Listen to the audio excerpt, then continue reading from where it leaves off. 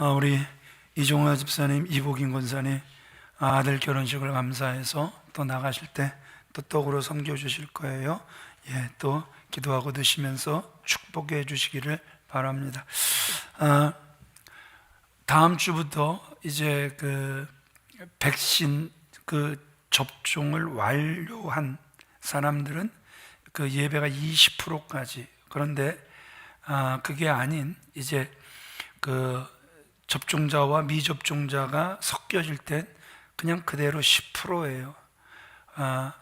어떻게 보면 지금 교회가 세상 예식장보다도 더 이렇게 그 신뢰가 떨어져서, 예식장은 미접종자 49명, 접종자 201명, 그래서 250명까지 들어올 수 있는데 교회는 10%밖에 안 돼요. 하여튼 위기가 반드시 기회가 돼서 오히려 다시 한번 이 세상의 유일한 희망은 예수 그리스도의 빛 복음을 전하는 교회가 됐으면 참 좋겠습니다. 그렇게 기도해 주셨으면 참 좋겠습니다. 말씀으로 들어갈게요.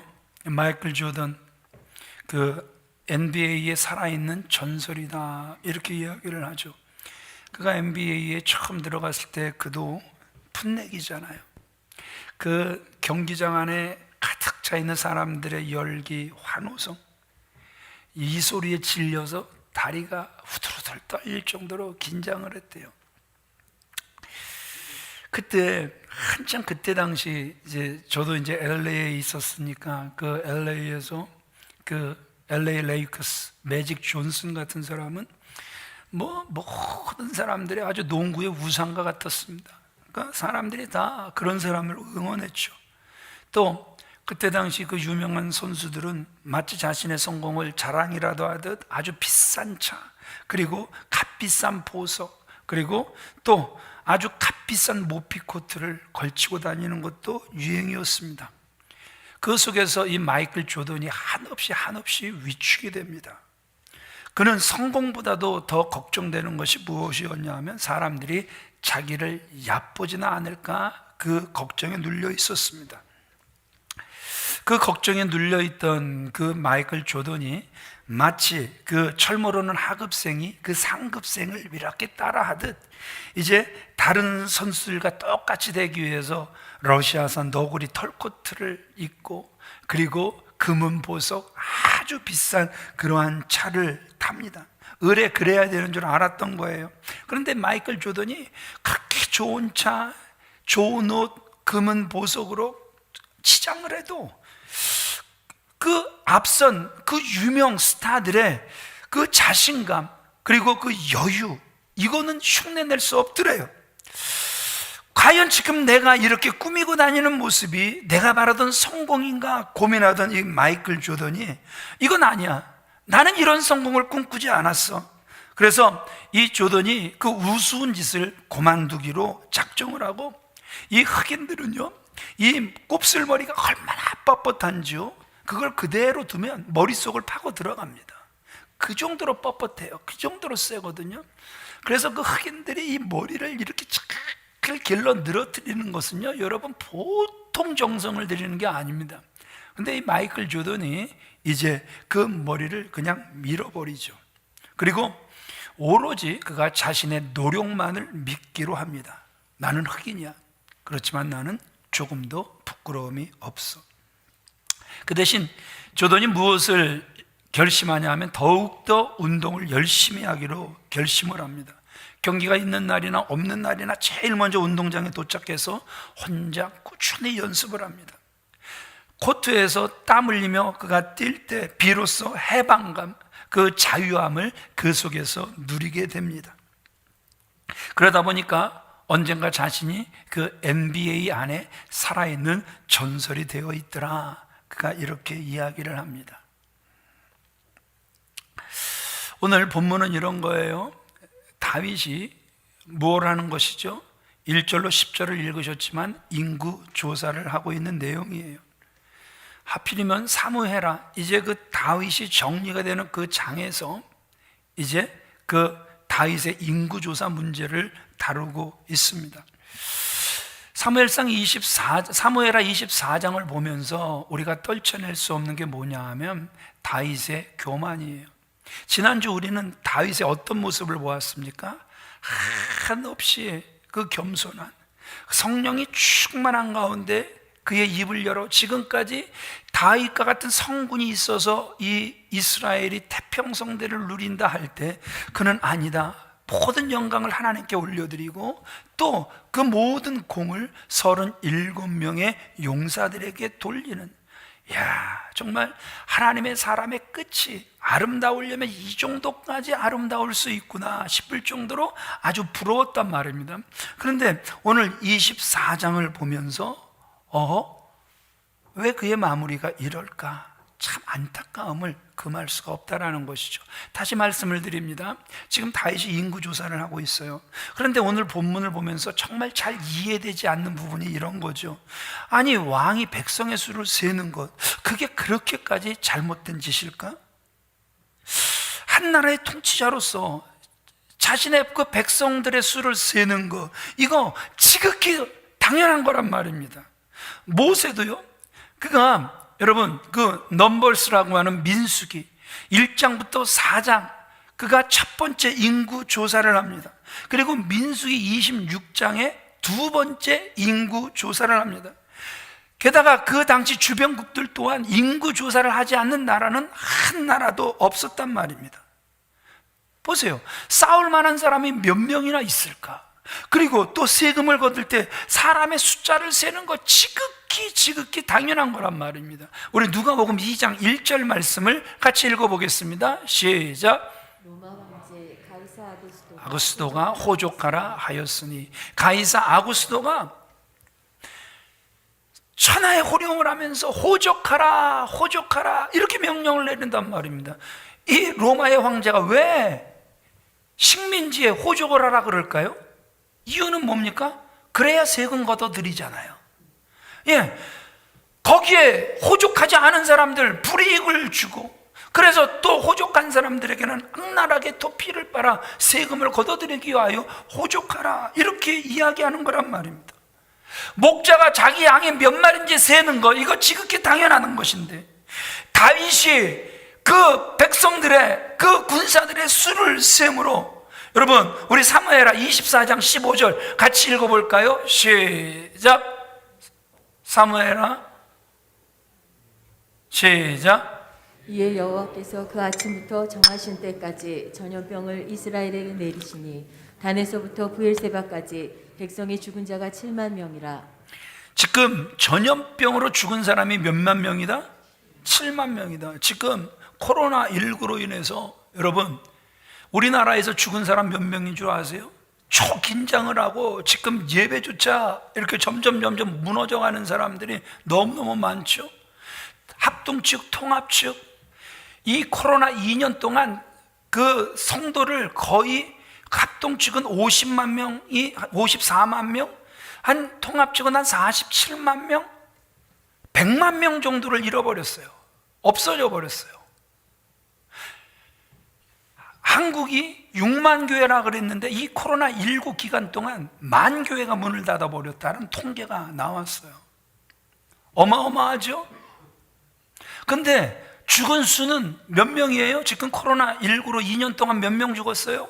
2,500명 죽었다 그래요.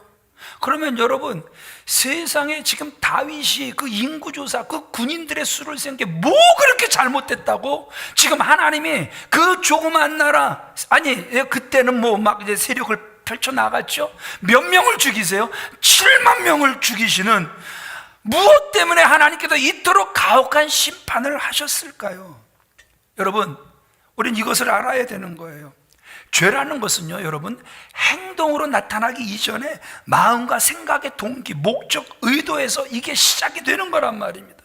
겉으로 드러나는 행동 자체를 보면 아무 문제가 없는 것 같아도 그 마음 중심의 동기가 잘못돼 있으면 하나님은 분명히 그 마음 중심의 동기를 보시면서 죄악이다 말씀하고 계시는 거란 말입니다. 예수님이 뭐라고 말씀하고 계십니까? 마음에 음욕을 품으면 이미 뭐하였다? 간음했다. 그냥 마음으로 음욕을 품었는데 예수님은 이미 너는 간음을 했다. 마음속으로 사람을 미워했는데 너는 이미 살인한 자다. 이렇게 말씀을 하신단 말입니다. 다윗은 이미 그 마음속 깊숙한 곳에 잘못된 동기를 품고 있었단 말입니다. 지극히 당연한 일 가운데 다윗의 죄가 숨어져 있음을 우리에게 보여주고 있다는 것이죠. 그러면 그것이 여러분 무엇입니까? 인구조사가 하나님의 백성들을 잘 다스리기 위한 것, 그래서 복지를 어떻게 하면 더 잘해 나갈 수 있을 것인가, 이런 것이 아니었단 말입니다. 지금 다윗의 인구조사는 이게 드러나서 아는 거지, 여러분 안 드러나면 그냥 다 묻힐 수도 있는 거지만 자신의 신과 자신의 권세를 나타내기 위한 명예욕에 사로잡혀 있는 이 다윗의 모습을 우리에게 보여주고 있다는 것이죠. 여러분 생각해 보세요. 지금까지 다윗이 많은 전쟁을 했습니다. 그래서 하는 전쟁마다 하나님이 다윗을 이기게 하셨습니다. 얼마나 여러분 감사합니까? 그런데 다윗이 하는 전쟁마다 이길 수 있었던 이유가 군사의 수가 많아서 이겼습니까? 아니죠. 하나님께서 하게 하시는 전쟁은 군사의 수가 많고 적음에 달려있지 않다라는 사실을 우리는 너무나도 잘 알고 있지 않습니까? 아브라함이 자기 조카 롯이 사로잡혀 갔다라는 소리를 듣게 됩니다. 그때 이끌고 간 그 가솔이 몇 명이었냐 하면 318명입니다. 그런데 이 318명이 지금 몇 나라를 상대를 해야 되냐 하면 창세기 14장 11절에 보면 네 나라 연합국입니다. 네 나라, 한 나라 연합국도 아닌 네 나라 연합국이에요. 그러면 여러분 318대 네 나라 연합, 이게 싸움이 안 됩니까? 안 됩니까? 싸우러 갔다가도 야, 내 조카 롯을 저놈들이 내가 가만히 두나 봐. 그런데 달려가 보니까 네 나라 연합국이에요. 그러면 어떻게 하는 거죠? 야야야, 이건 불가항력적이야. 이거 안 되겠다. 롯아 미안하다. 그냥 잘 살다가 길이 열리면 도망 나오기를 내가 기도할게, 뭐 이런다든지 이렇게 끝나야 맞지 않습니까? 그런데 전쟁은 철저하게 하나님께 속해 있기에 그 318명을 이끌고 네 나라 연합국과 싸워 졌습니까? 이겼습니까? 이겨 그 조카를 구해내오는 모습. 전쟁은 숫자에 달려있지 않다는 사실을 우리에게 보여주고 있다는 것이죠. 여러분, 또 하나 기드온이 이제 그렇게 숨어서 그 포도즙을 짜고 그렇게 용사 같지 않은 자가 하나님의 부르심을 입죠. 그래도 그 미디안과 싸우기 위해서 나팔을 불 때 몇 명이 모여들었습니까? 3만 명이 모여들었습니다. 와, 엄청나게 많은 숫자가 모여들었다 할 수 있겠지만, 그러나 여러분 그 사사기 8장 10절에 보니까 그 미디안이 이스라엘과 싸웠다가 죽은 숫자가 12만 명입니다. 그리고 겨우 목숨을 건진 자들이 15,000명입니다. 그러면 도합 13만 5천 대 3만 명이에요. 그러면 나라 대 나라가 전쟁을 할 때 13만 5천 대 3만, 이거면은요 싸움을 하러 가다가도 뭘 청해야 되는 거예요? 화친을 청해야 된단 말입니다. 우리 군사력으로 당신네를 도저히 이길 수 없으니 우리가 조공을 바칠 테니 물러가 주옵소서, 이러면서 전쟁을 끝내는 게 나라를, 백성을 어떻게 보면 살리는 길이란 말입니다. 그런데 세상에 3만 명이 모여도 이게 이길까 말까인데, 우리 사사기 7장 2절 말씀 같이 읽어볼까요? 시작. 너를 쫓은 백성이 너무 많은즉 내가 그들의 손에 미디안 사람을 붙이지 아니하리니 이는 이스라엘이 나를 거스려 자긍하기를 내 손이 나를 구원하였다 할까 함이니라. 하나님이 기가 막힙니까? 기가 막힙니까? 13만 5천 대 3만이 많다라는 거예요. 그리고 결국 몇 명을 남기시는 거예요? 기드온과 300용사를 남기시는 거란 말입니다. 그런데 그 300명이 13만 5천을 이기는 거예요. 아멘이십니까? 하나님께서 하게 하시는 전쟁은 이스라엘 전쟁사를 보면서도 군사의 많음에 있지 않았음을 분명하게 우리에게 보여주고 있다라는 것이죠.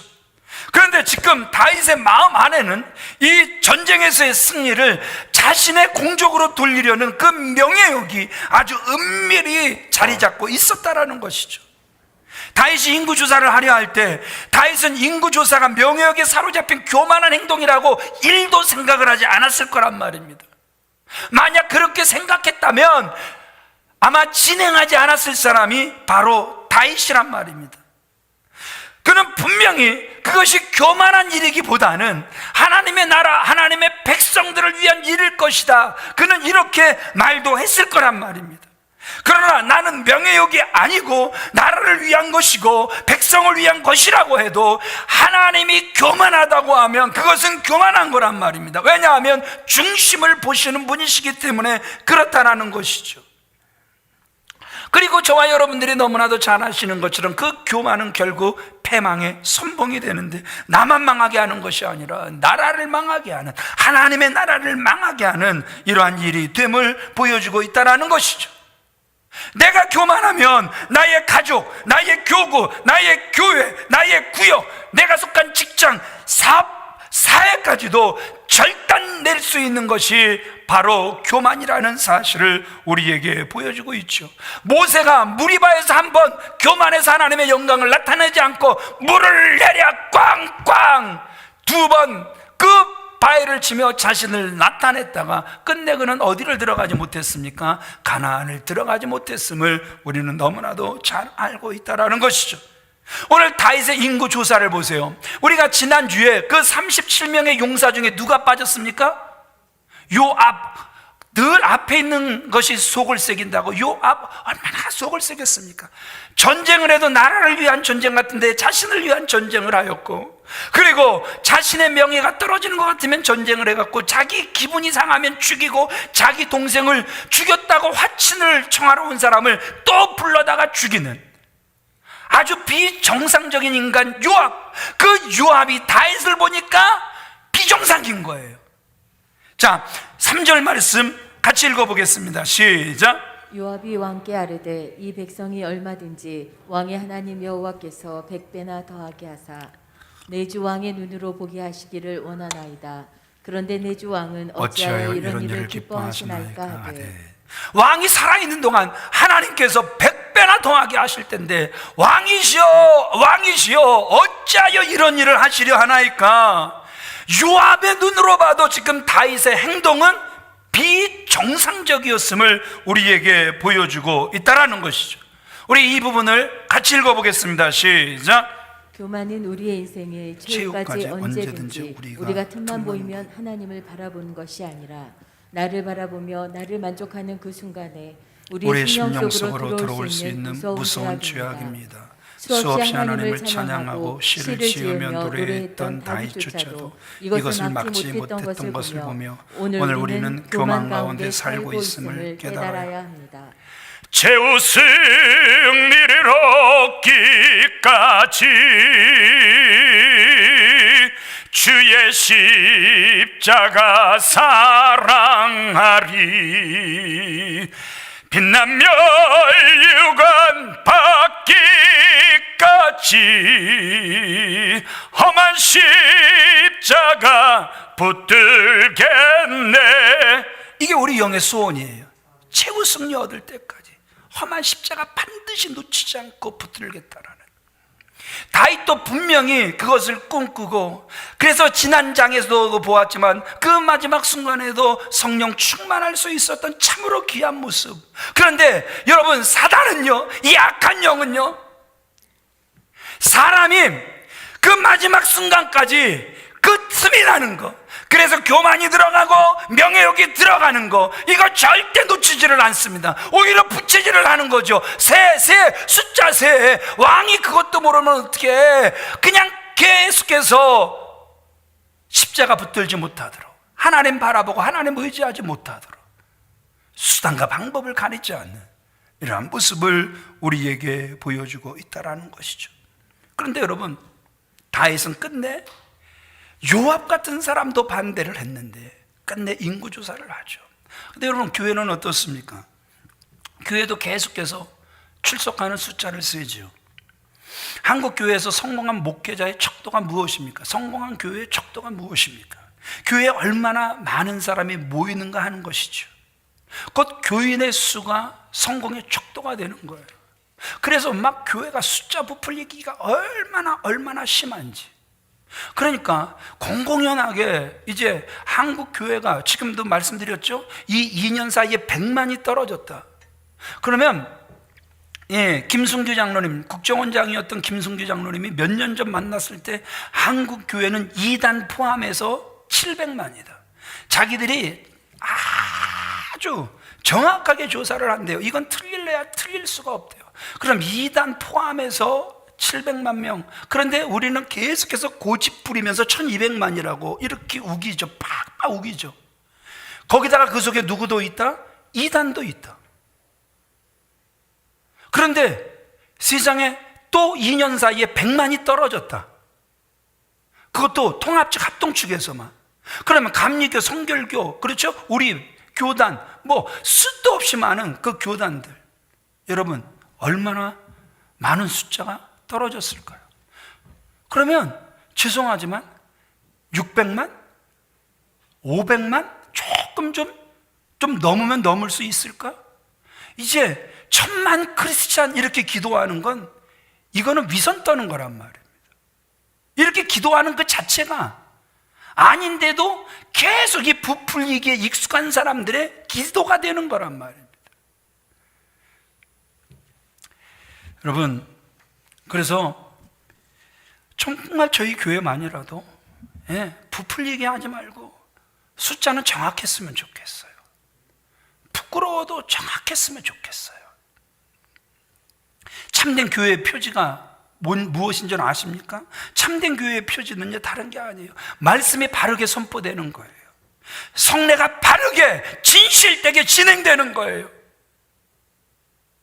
권징이 정당하게 시행되는 거, 이것이 참된 교회의 표지란 말입니다. 그럼에도 불구하고 이런 것에는 관심이 없는 거예요. 오직 사람이 얼마나 많이 모이는가, 그 수로 목회 성공을 판단하는 거란 말입니다. 오늘날 우리가 이런 마음을 혹시 가지고 계시지는 않습니까? 이사야 그 2장 22절에 인생의 호흡은 그 코에 있으니 숫자에 칠 가치도 없다 그래요. 읽어볼까요? 2장 22절 시작. 너희는 인생을 의지하지 말라. 그의 호흡은 코에 코에 있나니 있나니 수에 칠 가치가 어디 있느냐. 사람 숫자 이거 의지할 거 전혀 아니라고 우리에게 말씀하고 계시는 거란 말입니다. 그런데 사람들은 사람의 수를 심으로 여기고 그 심을 의지하는 것이란 말입니다. 그러나 성경은 이것을 죄다 말씀하고 계시죠. 여호와의 전쟁에 사람의 수나 말과 병과 아무 소용이 없음을 이스라엘사를 통해서, 전쟁사를 통해서 우리에게 계속해서 보여주셨단 말입니다. 자, 다시 말씀드립니다. 다윗은 지금 인구조사를 하고 있습니다. 어쩌면 내가 나를 위해 하는 것이 아니라 백성을 잘 다스리기 위한 것이다 이렇게 생각했을지도 몰라요. 그러나 드러나는 것은 궁색한 변명뿐이었단 말입니다. 왕이 인구조사를 한 것은 철저히 자신의 힘, 자신의 군사력을 의지하고자 한 것이란 말입니다. 명예욕에 사로잡혀 다윗이 인구조사를 합니다. 어디서 드러나고 있습니까? 10절, 이제 그 요압이 130만 명의 그 군사력을 보고를 할 때 오히려 와 130만 이렇게 자랑한 그가 교만해지지 않고 오히려 그 보고를 듣는 순간 꼬꾸라지는 이러한 모습 보여주고 있죠. 10절 같이 읽어보겠습니다. 시작. 다윗이 백성을 조사한 후에 그의 마음에 자책하고 다윗이 여호와께 아뢰되 내가 이 일을 행함으로 큰 죄를 범하였나이다. 여호와여 이제 간구하옵나니 종의 죄를 사하여 주옵소서. 내가 심히 미련하게 행하였나이다. 그 마음에 자책하면서 내가 이 일을 행함으로 뭘 행했다? 큰 죄를 범하였나이다. 참 은혜죠. 그나마 깨닫는 것이 은혜죠.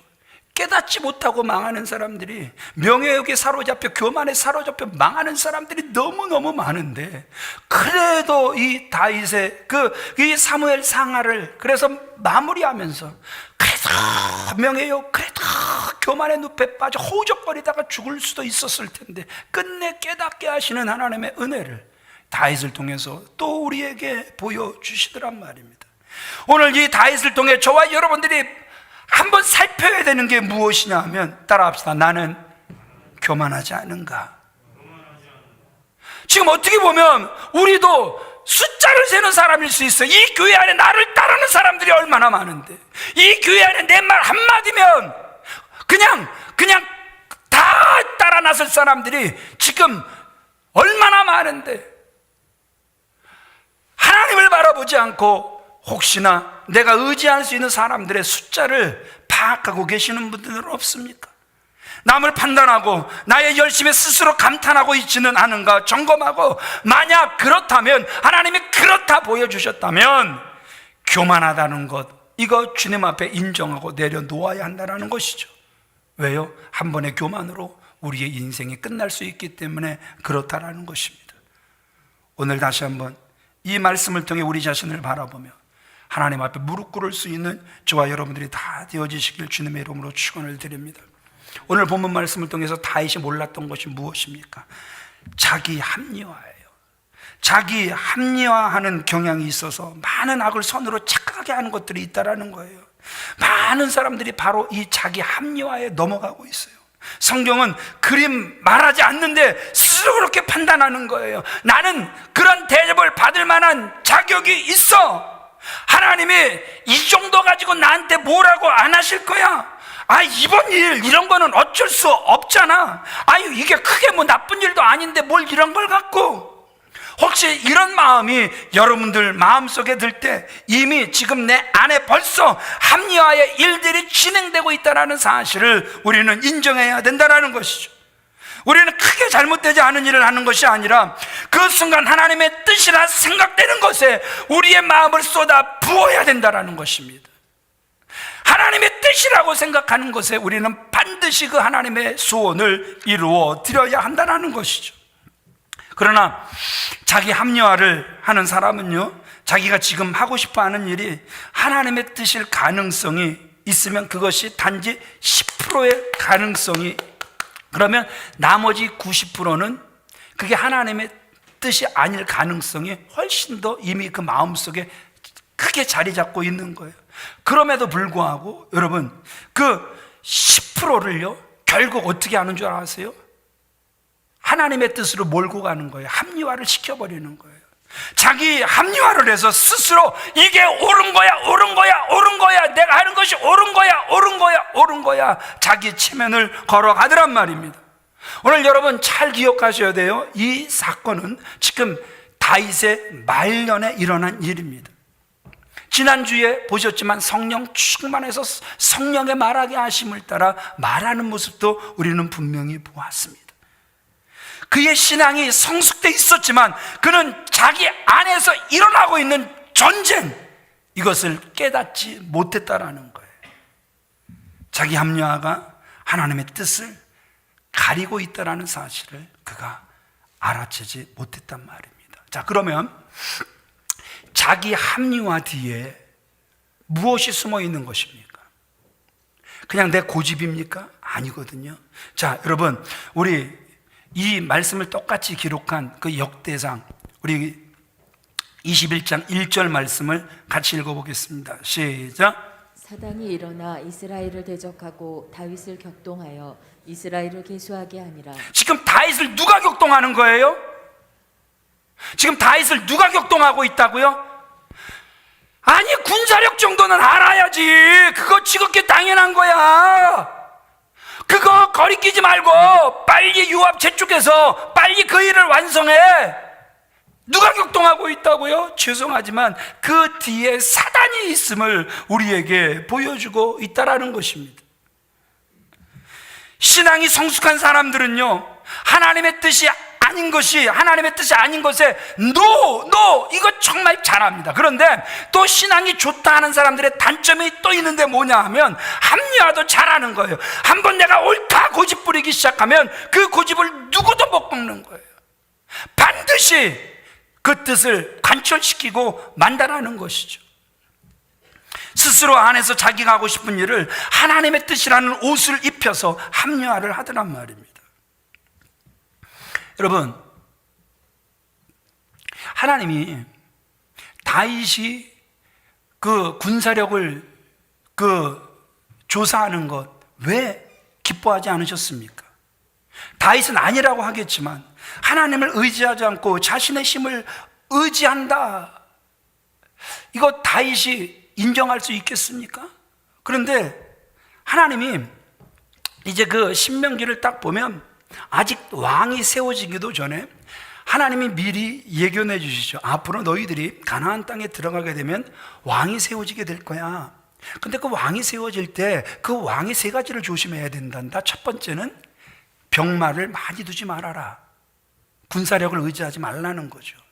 두 번째, 아내를 많이 두지 말아라, 이렇게 말씀하시죠. 세 번째 뭐죠? 은금을 많이 쌓지 말아라. 철저하게 누구만 의지하라고 하신 거죠? 하나님만 의지하라고 하신 거죠.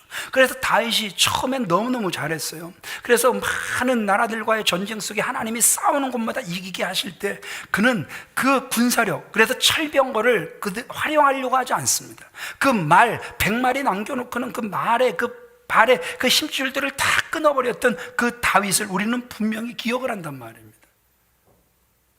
그런데 그랬던 다윗이 하나님이 싫어하시는 걸 분명히 알면서, 군사력을 의지하지 말라는 걸 분명히 알면서 지금 그가 뭘 계수하고 있는 거예요?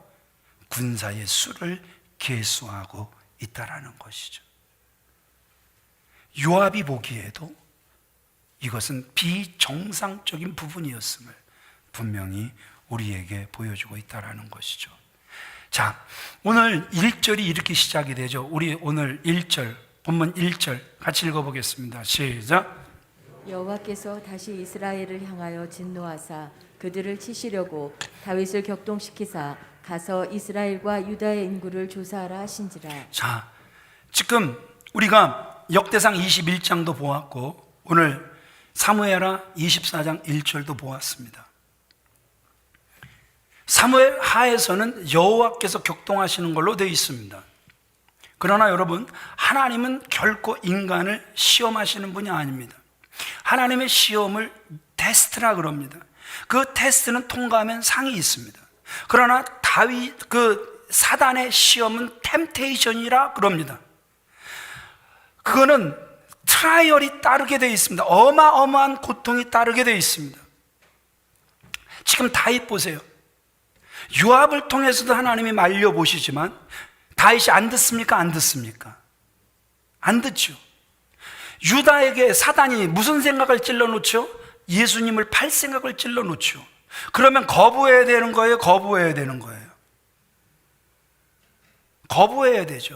그런데 그 생각을 완전히 받아들이고 곱씹으니까 예수님이 뭐라고 말씀하시는 거예요? 그냥 네 일을 진행하라, 그렇게 말씀해 버리시죠. 여러분, 다윗이 지금 누가 말을 해도 지금 악한 영에게 사로잡혀서 아주 명예욕에 사로잡혀 아주 교만에 푹 빠져버렸기 때문에 하나님도 내어버려 두시는 이러한 모습을 우리는 보게 된다는 것이죠. 하나님께서 사랑하시는 귀한 믿음의 성도님들, 우리는 이 합리화라는 것이 우리 삶 속에서 하나님의 뜻을 가리지 않도록 해야 될 줄 믿습니다.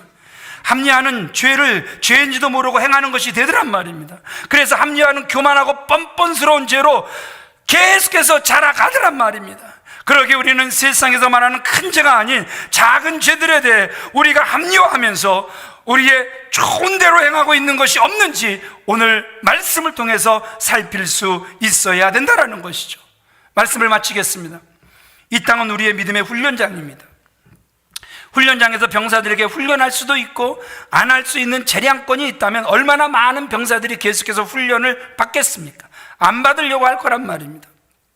우리가 합리화하기 시작하면요, 우리는 이 땅에서 훈련할 수가 없습니다. 훈련이 없으면 이 땅에서는 가장 형편없는 사람으로 살다 가게 될 것이란 말입니다.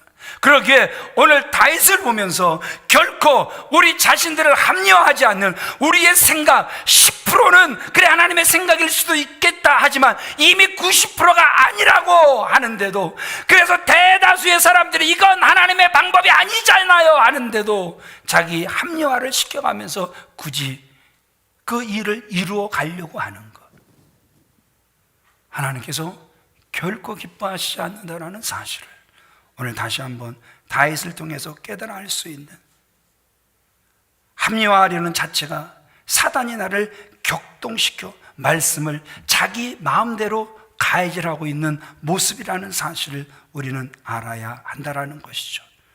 우리는 말씀에 순종해야 될 줄 믿습니다. 말씀이 우리에게 말씀하시는 것이 무엇인지를 정직하게 보아야 할 줄 믿습니다.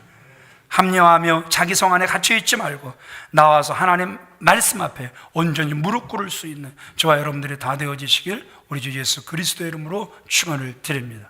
우리 다 같이 자리에서 일어나셔서 같이 한 목소리로 읽겠습니다. 시작. 다윗을 통해 우리가 다시 한번 살펴야 하는 것은 나는 명예욕에 사로잡혀 교만하지 않은가. 나는 지금 나의 숫자를 세고 있고 남을 판단하고 나의 열심에 스스로 감탄하고 있지는 않나 점검하고, 만약 그렇다면 교만하다는 것을 알아야 합니다. 한 번의 교만으로 우리 인생이 끝날 수 있습니다. 오늘 이 아침 우리 자신을 바라보며 하나님 앞에 무릎 꿇어야 합니다. 교만한 마음을 내버리고 예수께로 나옵니다. 십자가 은혜 받으려고 주께로 옵니다.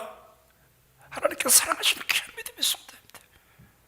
오늘 하나님께서 우리 속을 조명하셔서 우리 속에 교만함을 보게 하셨다면, 오늘 교만한 마음 다 버리고 예수께 나올 수 있는 십자가 은혜만 바라보며 사랑하며 다시 한번 주 앞에 가까이, 더 가까이 나올 수 있는 저와 여러분들이 다 되어지시길 우리 주 예수 그리스도의 이름으로 축원을 드립니다.